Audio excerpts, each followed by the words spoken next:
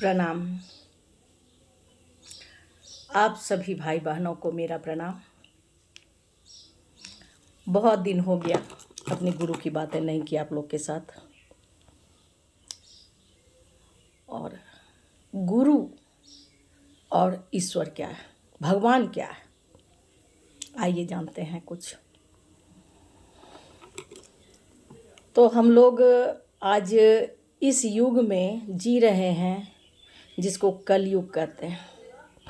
यहाँ इंसान सब कुछ जान रहा है, सब कुछ समझ रहा है।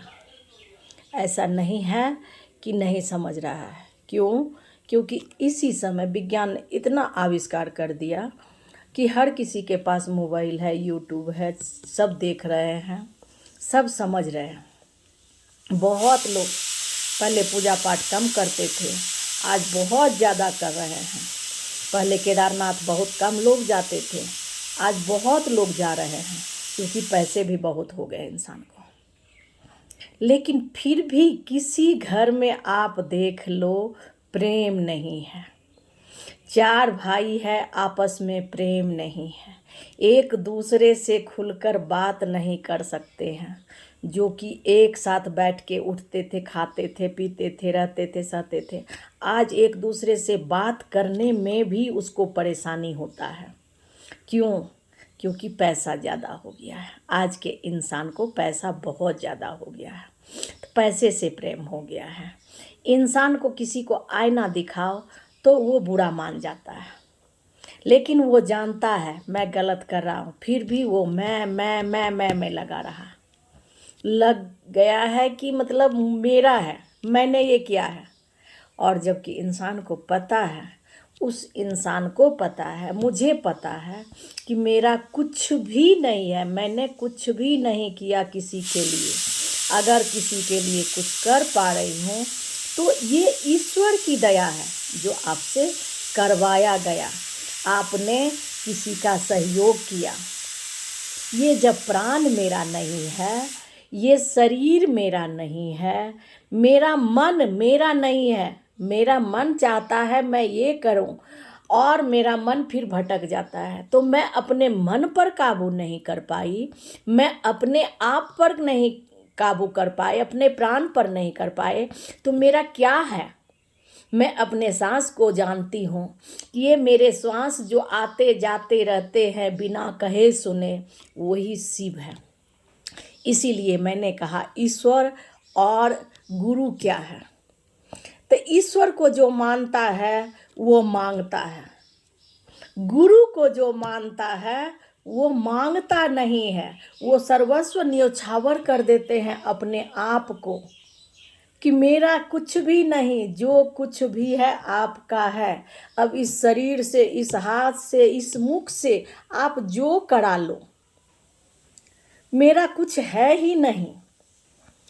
कोई लड़ता है मेरा राम है, मैं वैष्णव हूँ, कोई कहता है कृष्ण है, सब कुछ है, लेकिन वो सत्ता एक है।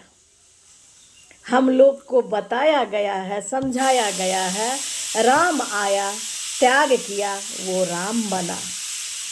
कृष्ण आए, प्रेम किया, फिर भी वो सत्य के साथ खड़े रहे और महाभारत हुआ मैं के चक्कर में, वो मेरा हो जाए। तो रामायण में त्याग दिया और महाभारत में बताया गया कि जो मांगने पर भी नहीं मिलता तब युद्ध करो, वो कृष्ण ने बताया। तो हम लोग को हर किसी ने बताया है, हर किसी, और हर जगह हर एक धर्म इस संसार में है। कोई आर्य धर्म है, कोई ये है, किसी ने गुरु को मानता है, किसी कोई ईश्वर को मानता है, कोई लेकिन मेरा कहना सिर्फ और सिर्फ ये है कि जो खुद को समझ लिया वो खुदा को जान गया, वो भगवान को जान गया। ना कोई खुदा है, ना कोई ईश्वर है, एक सत्ता, परम सत्ता है, जिसके कारण ये संसार पांचों जो तत्व से बना हुआ ये मेरा शरीर है, वो इसी वायुमंडल में है और इसी में इसको विलीन हो जाना है। इसी विलीन को सब बता रहे हैं कि सब जान रहे हैं कि विलीन हो जाना है। फिर भी हम लड़ते हैं, मरते हैं, एक दूसरे का बुराई सोचते हैं। क्यों? क्यों? जानते हुए क्यों? ऐसा क्यों? यही आज का मेरा विषय है कि हम अपने आप को जब नहीं समझ पाए तो दूसरे को क्या समझेंगे। मेरा कुछ भी नहीं है, जो उनका दिया हुआ है वही आपको मिल रहा है। जो आपने किया है उसी का फल आपको मिल रहा है। अगर आपको ईश्वर ने इस जन्म में आपको बहुत कुछ दिया है, वो आपके पुण्य कर्म का फल है, तो इस जन्म में उसको बर्बाद मत करो और अच्छा करो, बेहतर करो। मौका मिला है आपको। धन्यवाद। प्रणाम।